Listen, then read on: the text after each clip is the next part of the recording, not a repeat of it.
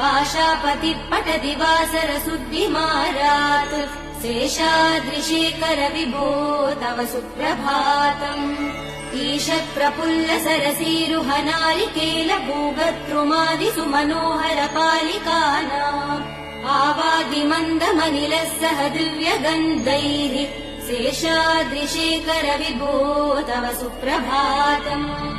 उन्मील्य नेत्रयुगमुत्तम पञ्चरस्ताः पात्रावशिष्ट कदलीफलपायसानि भुक्त्वा सलीलमतकेळि सुखा पठन्ति शेषाद्रिशेखर विभो तव सुप्रभातम् तन्त्री प्रकर्ष मधुरस्वनया विपञ्च्या गायत्यनन्तचरितम् तव नारदोऽपि भाषा समक्रम सकृत्करचार रम्यम् शेषाद्रिशेखर विभो तव सुप्रभातम्।